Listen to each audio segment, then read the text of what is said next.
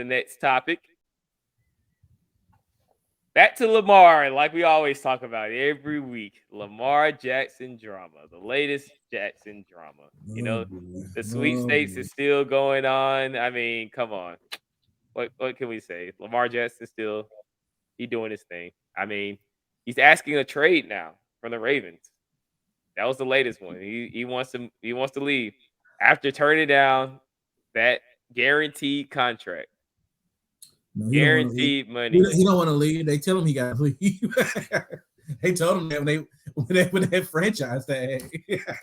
Yeah, I mean, but I would have took the money, man. Shit, considering like I just would have took the money, Yeah, man. but that's just me. He, he, Maybe, he ain't thinking for him. yeah. But He should have hired you. anyway, What's your guy Davon from the leads? That was on the leads. Earn your leisure. They should talk to that guy before he made his Yeah. decision. Well, that's the thing. Well, if you think about this, man, he was talking about contracts and guaranteed contracts and things of that nature. People have a misconception about NBA and MLB. Like the conception is that, oh man, basketball contracts are guaranteed and MLB contracts are guaranteed. MLB and NBA contracts are not guaranteed by their collective bargaining agreement. okay, They're guaranteed by custom. Just because so many other players that have gotten guaranteed contracts, that's pretty much just that norm, right? Yeah. Moses Malone got one of the biggest contracts, and then Larry Bird came right behind that, and he said, "Hey, I want a Moses Malone deal, but I don't want any incentives attached to it." Meaning, pretty much, Larry Bird was the first person to get guaranteed money. And so after Larry Bird got guaranteed money, then everybody else started getting guaranteed money. And it just kind of spilled over. And so, like, when you look at the Lamar Jackson situation, the way I'm looking at it is like the Ravens are playing hardball. They don't want to give you that guaranteed money. But if you think about it, before Kirk Cousins got that guaranteed contract, he had to play 2 years underneath the franchise tag. He played 2 years underneath the franchise tag. Then he got that guaranteed deal. true. Even DeMaurice Smith, he was like, he still doesn't know how Deshaun Watson got his deal. He still doesn't understand that, but he got the deal. But this is the thing. In the NFL, they're like, the NFL is not going to allow you to have precedent over them. They're not going to say this one particular guy got this guaranteed money, so you're gonna be able to get it too. No, the NFL isn't doing it like that. It's based on what leverage do you have, and if you play on and based on whatever leverage you can negotiate. Like we all know, guys, we do not get what we deserve in life. We get what we can negotiate. So whatever you negotiate is what you're gonna be able to get. And right now, Lamar Jackson is in a bad negotiation perspective. He doesn't have any leverage. He has no leverage. And that's the issue. And my question to you guys is, which I still don't understand, like, what is the bigger play? Like what's the bigger play? Like, guys, number one, what's the bigger play? And number two, guys, if you guys know that if you sign your name on this dotted line, man, you're getting $44.3 million guaranteed to you. All I got to do is show up to the facility, guys. That's it. All I got to do is show up to the facility. I know I'm getting that money. Would you turn that down? Hell no. Let me ask you, would y'all turn the money down? I need to know. I'd be like, hey, I'm here. And it's like, what you need me to do? Want me to throw this ball? Hey, pass the drills. Here we go, baby. Hey, you need to run this play? Oh, I got you. Whatever play you want me to run, I'll run whatever play you want me to run. Just make sure my direct deposit comes in at the end of the month. Just make sure it runs. Run that check. Run that money. At the end of the game. Give me my money. Yeah, run me that check. I don't care. We can lose every game of the season. I'm like, Give me my money.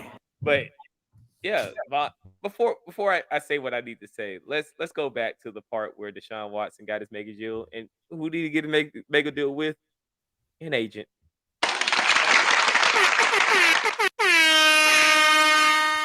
I mean, this dude was going through the Bill Cosby. He was going through the Bill Cosby and he still got all that money guaranteed. But the Cleveland Browns are desperate too, so let's put it that way.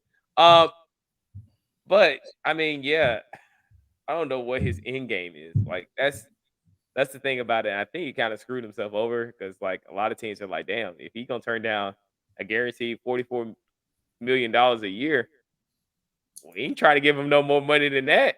It's like honestly, man, it's he misplayed the market. I mean, that's why you have an agent that can tell you what you're worth and what's out there. So especially after getting injured. Especially yeah, after they can look at the landscape of prior deals that got signed, and they can know, like Davon said, they know what kind of leverage they can use to get you a deal. Now, yeah, you might not get a Patrick Mahomes deal or the Deshaun Watson deal, but you're gonna get a Lamar Jackson deal. And you had a Lamar Jackson deal for $44 million, but you didn't take it. But you didn't have no advisement, no counsel to tell you if this was a good deal or this was market or not. You trying to golf. We say like your shirt say. What's your shirt say, Chris? What's your shirt say? Stats over feelings. And he did not do that. He went straight feelings. Yeah, he went straight feelings because if you looked at his stats, and we've already looked at his stats in previous episodes, his stats ain't talking. Like he was the number 14th, I think, fantasy producing quarterback this season. Like, yeah. I mean, I have no problem with Lamar Jackson. Like I said, he's better than probably any quarterback in the NFC South. So I mean, he could have easily landed the job, but like I said, if you don't have nobody out here, pushing for him, or advising him, or just leave somebody just in his corner, he try to own himself or his mom. It's not gonna work. This is the professional. It's the NFL, the National Football League. They all pros.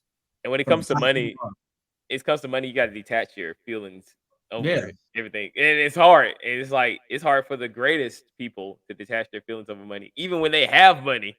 It's like you get emotional with money. You're always gonna make mistakes because you're gonna go off with the way you feel. The way you feel is not fact. Right. It's let's be honest, man. If you make it $44 million, what's $50 million? I mean, what's $5 more? You ain't gonna know the difference, honestly. No, not in lifestyle. Yeah, not in lifestyle. So what's the difference? Yeah. So just take it and move on. Especially when it's guaranteed. Right. That's the only thing I have a problem with. Now, if he was said like, I forgot what the contract amount was, 133 or something over 3 years or something like that. I can't remember what the exact number was, but it's like if it was like, oh, you got contingencies in there, I'm like, okay, maybe. And they said like, oh, you only get 80 guaranteed. Yeah. I'm like, okay, maybe you can come back and be like, hey, I want it all guaranteed.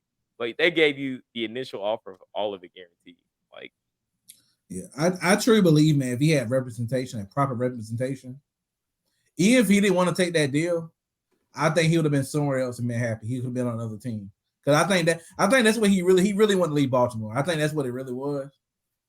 That's probably why he didn't accept the deal, and he thought that he would better get those same terms somewhere else. And he probably could have. But I see, all the deals already been made now. All the teams that need quarterbacks. Oh yeah, and everybody they waiting for the draft. They waiting for the draft. Yeah. Now, yeah, exactly. Now the ones that all of them sitting back now waiting for the draft. Let's see who come out.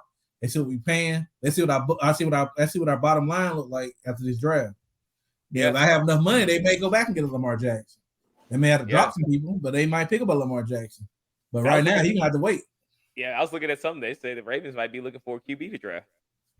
Yeah, but based on what you're saying about waiting on the draft, do you believe that he's getting blackballed right now?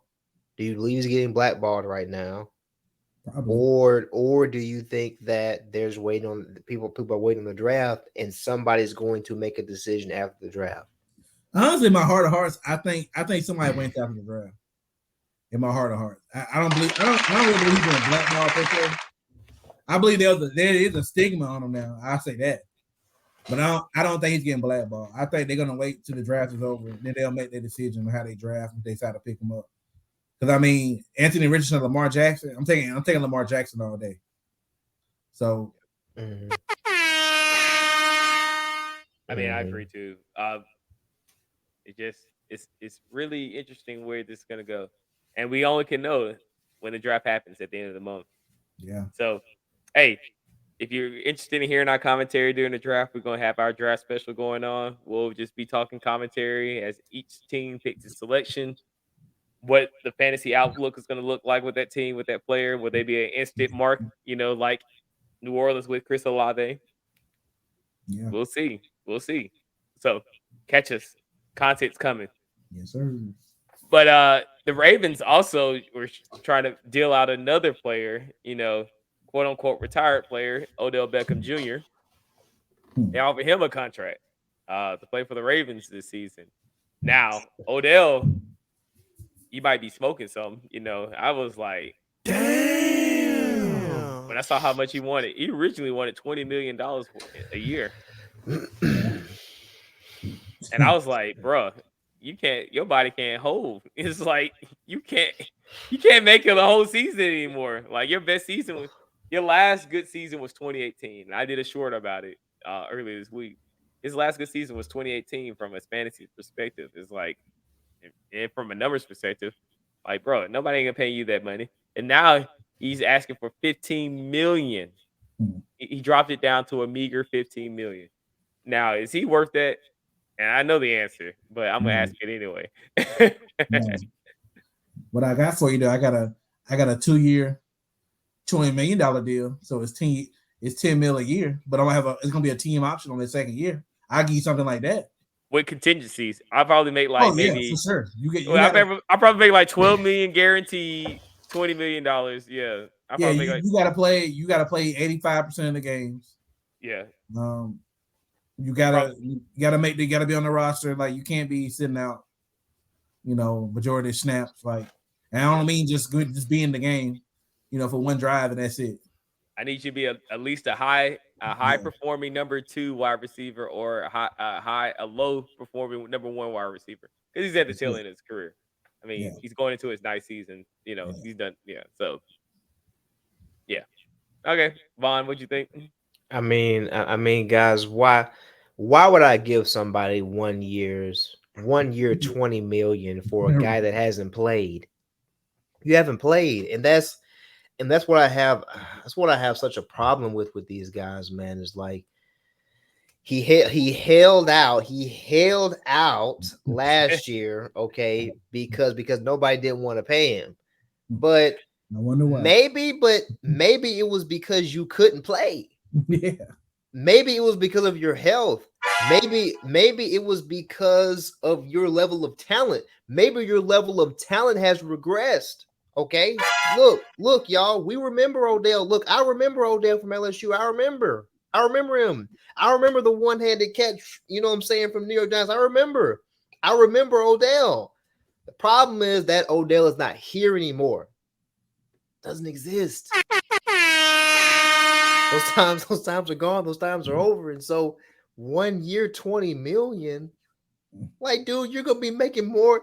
You're gonna be making more than some of these guys out here, man. That's really out here doing some things. Like, no, sir. There's no. I'm giving you 1 year, 20 million. I'm not giving you 1 year, 15 million. I'm not even giving you 1 year, 10 million. I'll give you 1 year, 5 million. 1 year, 5 million. That's what I'm giving you. 1 year, 5 million. Okay. That's disrespect. That's disrespect. Like, really, man. Like, come on, man. Look. I would be offering you 5 million as a low ball to see that's where on you his go. that's just on the strength of his name. See where you go. Maximum deal for O'Dell Beckham Jr. 1 year, $8.5 million. That is the cap. The cap is $8.5 million. I'm not going no higher than that. Game over. No way. There's no way, man. No. Bro. Vaughn over here hardballing, boy. Y'all over here business dealing. You between you and Marque, y'all over here dealing, willing and dealing, boy. Man. Yeah, but like Vaughn said though, let's be honest, man. That O'Dell would also he wasn't in LA either with the Rams. Let's be honest, man. I mean, he had a good Super Bowl game. Yeah, but he didn't make it to the end of that game. Yeah, that's when he tore his ACL or yeah. Like, let's be honest, man. I mean, look, man. If you look at O'Dell over the last few years, man, he has shown his lack of durability. He's not durable. He's not durable. and I can't rely on you, man. And this is again, this is another issue that I have with the Ravens. And the problem that I have with the Ravens is like, okay, even if you don't sign Lamar Jackson back, you're gonna need a quarterback. But like, you need a quarterback, and you know that you need somebody that he can throw the ball to, and you still don't have nobody. O'Dell is your best option, really? O'Dell? It's like, dude, look at the Ravens' track record. You're right now. You're trying to sign O'Dell Beckham beyond his prime. You signed Anquan Bolden beyond his prime. Okay, that when Anquan Bolden came to the Ravens, he was beyond his prime. Now he wasn't the Anquan Bolden of old. Okay, like, I have an issue with the Ravens and their skill position selections. Like, what are y'all doing? What are y'all doing, man? Yeah, they'll keep a good defense, but their offense, hey, that's why I always make fun of Trent Dilfer, man. Come on, man. It's like, even though they won a Super Bowl with that man, it was just like, bro. You had really one of the best defenses. I mean, you had one of the best defenses, man. Like, one of the besides defenses the Bears, besides the '80s Bears, that's probably like, one of that the defense best. was 2000s amazing. Ravens was probably one of the best. Young Ray Lewis. You literally just had to keep it in the street. Yeah. I mean, just keep the car on the road, man. You was gonna win. You're gonna make it your destination. Yeah. So fair. All fair assessments. I like that. Hey, round of applause to my boys for that. All right. Enough about Lamar. I just end up talking about him a little bit just to see what's going on. But